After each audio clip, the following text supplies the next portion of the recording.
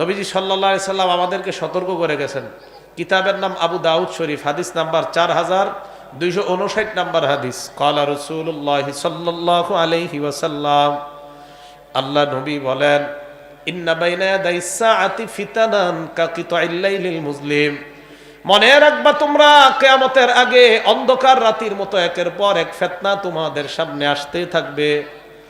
ইউসবিহুর রাজুলু ফিহা মুমিনা, ওই জামানায় সকালবেলা মানুষ ঈমান নিয়ে বের হবে ঘর থেকে, অথবা ঈমান অবস্থায় কাটাবে। ওয়ায়ুমসি কাফিরা, বিকালবেলা বেঈমান হয়ে যাবে। ইউমসি মুমিনা, মানুষ বিকালবেলা ঈমানদার থাকবে। ওয়ায়ুসবিহু মুমিনা ওয়ায়ুসবিহু কাফিরা, সকালবেলা মানুষ বেঈমান হয়ে যাবে। নবীজি বললেন, ওই জামানায় যারা বসে থাকবে তারা দাঁড়ানো ব্যক্তির চাইতে উত্তম, যারা দৌড়াবে তাদের চাইতে উত্তম যারা হাঁটবে। আল্লাহ নবী বললেন, কিয়ামতের আগে একের পর এক ফিতনা তোমাদের সামনে আসতেই থাকবে, কমবে না, ফিতনা বারবার বাড়তেই থাকবে। ওই জামানায় একদল মানুষ তোমরা এমন পাইবা, বুখারী শরীফের বর্ণনা 5058 নাম্বার হাদিসে আল্লাহ নবী বলেন, সাহাবারা তোমরা শোনো, এমন একটা দল বের হবে যেই দল তোমাদের নামাজ আর তাদের নামাজ যদি এক করো, তোমাদের নামাজ তাদের নামাজের কাছে তুচ্ছ মনে হবে। কত নামাজ পড়ে, কপালে দাগ পড়বে 14টা।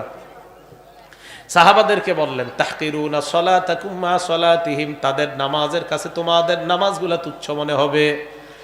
ওয়া আমালাকুম মা আমালিহিম, তাদের আমলের কাছে তোমাদের আমল তুচ্ছ মনে হবে। ওয়া সিয়ামাকুম মা সিয়ামিহিম, তাদের রোজার কাছে তোমাদের রোজা তুচ্ছ মনে হবে। প্রচুর আমল করবে, প্রচুর রোজা রাখবে, এত আমল করবে। নবীজি বলেন, তাদের আমলের কাছে তোমাদের আমল তুচ্ছ মনে হবে, তাদের রোজার কাছে তোমাদের রোজা তুচ্ছ মনে হবে, তাদের নামাজের কাছে তোমাদের নামাজ তুচ্ছ মনে হবে। আল্লাহ নবী বলেন, ইয়ামরুকুনা মিনাদ-দ্বীন, তবে তাদের অবস্থা হলো এমন, ইয়ামরুকুনা মিনাদ-দ্বীন, তারা দিন থেকে এমন ভাবে বের হয়ে যাবে, কামা ইয়ামরুকুস সাহমু মিনার রমিয়া, ধনুক থেকে তীর যেভাবে বের হয়ে যায়, এই মানুষগুলা দিন থেকে ওইভাবে বের হয়ে যাবে। বলেন নাউজুবিল্লাহ। সাহাবারা অবাক, হুজুর এটা কি বলেন? মানুষ নামাজ পড়বে, মানুষ রোজা রাখবে, এরা দিন থেকে বের হয়ে যাবে, ব্যাপারটা মানি? নবীজি বললেন, ইয়াকরাউনাল কুরআন, এরা কোরআন পড়বে, লা ইউজাবিজু হানাজিরহুম, কোরআন তাদের গলা দিয়ে পেটে ঢুকবে না। কোরআন পড়বে, কোরআন তাদের পেটে যাবে না, মানে আমল করবে না। এই জন্য দেখবেন আমাদের অনেক নামাজি আছে, অনেক মুত্তাকি, অনেক রোজাদার ব্যক্তি আছে এমন, যাদের অবস্থা হলো এমন, তারা সব মানে, যখন সুদের আলোচনা করবেন ওই দিন দেখবেন চেহারা কালো হয়ে যায়। তার মানে উনি কোরআনের সব বিধান মানবে, সুদটা ছাড়া। এই লোক দিন থেকে বের হয়ে যাবে। এই লোক দিনের মধ্যে নাই, যে কোরআনের যেই জায়গা ওনার ভালো লাগে ওইটা মানে, যেই জায়গা ওনার ভালো লাগে না এটা মানে না। বললাম না আপনাদেরকে, এটা হলো আমাদের অবস্থা। আমরা খুব মহব্বত করি একজনকে, যখন ওই আলেম কথা বলে শিরিকের বিরুদ্ধে, তো আপনাদের মাঝে যদি কেউ শিরিক করে, হুজুর রে ভালো লাগে না। ওই আলেম যদি সালাওয়ালার বিরুদ্ধে কথা কয়, একজন সালাওয়ালা পিসাবের মুরিদ, তো হুজুর বলল সালা গায়ে দেয়, আবার এটা কোমান পিসাব। আপনারা ভক্ত আছেন 100 জন, একজনে যদি আপনারা 10 টাকা করে দেন, ওনার তো এটা পাঞ্জাবি হয়। কয় না, আমরা ওনারে 5 তালা বাড়ি করে দেবো, কিন্তু সালা খোলামো না। বুঝতে হবে, পীর রে 5 তালা বাড়ি করে দেয় মুরিদ, কিন্তু গায়ে থেকে সালা খোলায় না। এই পীর মুরিদ সব ভণ্ড, কোনো সন্দেহ নাই। সালা খোলার না কেন? সালা খোলার তৌফিক হয় নাই। তো এই যে একটা অবস্থা আমাদের মাঝে, যখন এই দেখবেন সালাওয়ালা কোনো মুরিদ যদি থাকে, এ কালকে বলবে চা স্টলের বিষয়, হ্যাঁ সব ভালো, খালি এটা খারাপ। এটা হলো আমাদের সমাজের চিত্র। নবীজি সাল্লাল্লাহু আলাইহি সাল্লাম বললেন, একদল মানুষ ইয়াকরাউনাল কুরআন, এরা কোরআন পড়বে, লা ইউজাবিজু হানাজিরহুম, তাদের গলা দিয়ে কোরআন ভিতরে ঢুকবে না।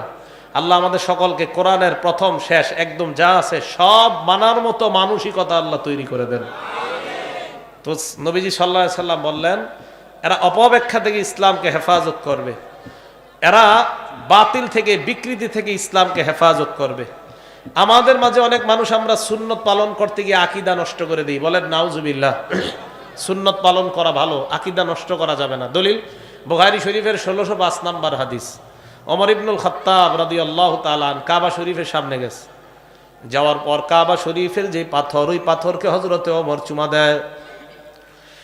পাথরকে চুমা দেওয়ার সময় হযরতে ওমর বলেন, পাথর, আমা ওয়াল্লাহি ইন্নী লা আ'লামু আন্নাকা হাজারুন লা তাদুররু ওয়া লা তানফা। পাথরকে ডাক দিয়ে বলে, পাথর আমি জানি তুই একটা পাথর, তোর মাঝে উপকার আর ক্ষতি করার কোনো ক্ষমতা নাই।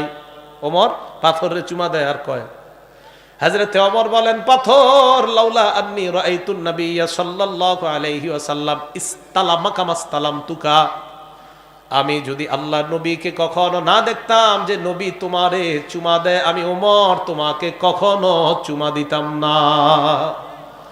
আমি দেখছি যে নবী তোমারে চুমা দেয়, তাই চুমা দেই পাথর। কিন্তু পাথর এর মানে এই না যে তুমি উপকার করতে পারো, ক্ষতি করতে পারো, এমন না। এখন কথা হলো, হুজুর আমরা সবাই তো হজে যাইতে পারি না, আমগো দ্বারা এটা হবে না, সমস্যা নাই, হজে গেলেই না আমরা ভিতরে কোনো আকীদা খারাপ বা ভালো আসবে। এখন আমাদের দেশে এই আকীদা কিভাবে নষ্ট হয় খুব ভালো করে শোনেন। নাসাই শরীফের 1214 নম্বর হাদিস, আন আবি হুরায়রা রাদিয়াল্লাহু তাআলা আনহু قال যারা রাসূলুল্লাহ সাল্লাল্লাহু আলাইহি ওয়াসাল্লাম কবর উম্মি, আবু হুরায়রা রাদিয়াল্লাহু তাআলা আনহুর বর্ণনা, আল্লাহর নবী তার মায়ের কবর জিয়ারত করলেন। মায়ের কবর জিয়ারত করার সময় ফাবাকা, আল্লাহ নবী নিজে কান্না করলেন, ও আবকা মান হাওলা, সাহাবা যারা সবাইকে আল্লাহ নবী কান্না করাইলেন।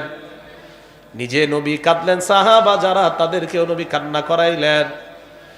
আল্লাহ নবী সাহাবাদের দিকে তাকিয়ে বলেন, সাহাবাদের দল, জুরুল কুবুর, তোমরা কবর জিয়ারত করো, ফাইন্নাহা তুযাক্কিরুকুমুল মাউত, কবর জিয়ারত তোমাদেরকে মৃত্যুর কথা স্মরণ করায়া দেয়। কবর জিয়ারত কিসের কথা স্মরণ করায়?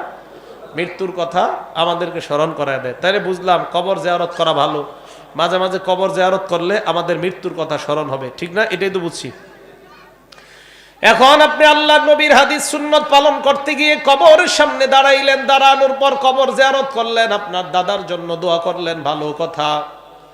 দোয়া করতে করতে আল্লাহর কাছে বললেন, আল্লাহ আমার দাদার কবরটা তুমি জান্নাতের বাগান বানায় দাও। এইগুলা বইলা হঠাৎ আপনি আপনার দাদাকে বললেন, দাদা, আল্লাহরে বললেন, মাবুদ তুমি দাদার কবরটা জান্নাতের বাগান বানায় দাও। এটা বলছেন আল্লাহরে, আল্লাহরে বলছেন, আল্লাহ আমার দাদার কবরটা জান্নাতের বাগান বানায় দাও। এটা বলছেন, জোরে বলেন কাকে?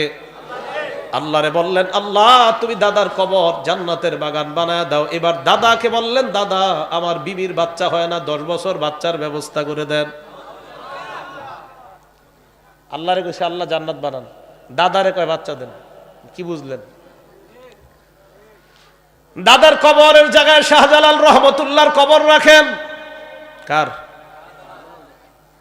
শাহজালাল রহমতুল্লাহর কবরের সামনে গেলেন, যাওয়ার পর অনেক দোয়া করলেন, সূরা পড়লেন, কেরাত পড়লেন, আল্লাহর কাছে বললেন, আল্লাহ শাহজালাল রহমতুল্লাহ আমাদের দেশে আইসা কত শিরিক বেদাত, এই শিরিক বেদাতকে উঠানোর জন্য কত চেষ্টা করছে, শিরিক আর বেদাত আমাদের দেশ থেকে দূর করছে। দোয়া করতেছেন আল্লাহরে, মাবুদ তুমি তাকে পরিপূর্ণ প্রতিদান দাও। এগুলা বলছেন আল্লাহরে। এখন শাহজালাল রহমতুল্লাহকে বললেন, ও শাহজালাল আমি ঢাকা বনানী থেকে আসলাম, অনেক একটা বিপদে পইরা তোমার কাছে আসলাম।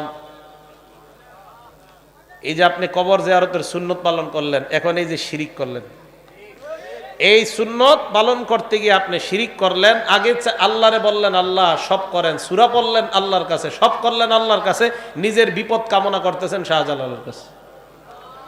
শাহজালাল রহমতুল্লাহরে যদি আল্লাহ ক্ষমতা দিতেন যে 1টা মিনিটের জন্য আপনি একটু বাহিরে যান, আল্লাহ যদি দিতেন যে 1টা মিনিট একটু দেখেন তো আপনার কবর থেকে বাইর হয়ে কি অবস্থা, কবর থেকে বাইর হয়ে উনি ওনার কবরের সামনে নারী পুরুষরা যে আকামগুলা মাঝে মাঝে করে, সর্বপ্রথম জুতা দিয়া উনি এদেরকে পিটায় বাইর করতেন। আমি ইয়ামান দেশ থেকে আসছি, এদেশ থেকে বেদাত শিরিক মুক্ত করার জন্য, আর তোমরা আমার কবরের কেন্দ্র করে বেদাত শিরিক করো। তা আমাদের মাদ্রাসায় পড়ানো হয় এই মাকসাদ, অপব্যাখ্যা, বাতিলপন্থীদের মিথ্যাচার, আর তাদের অপব্যাখ্যা এবং বাতিলপন্থীদের মিথ্যাচার এবং সীমালঙ্ঘনকারী যারা, এই সীমালঙ্ঘনকারীদের বিকৃতি থেকে ইসলামকে হেফাজত করা, এটা হলো মাদ্রাসার পড়ানোর উদ্দেশ্য। কথা বুঝে আসছে ভাই সবার?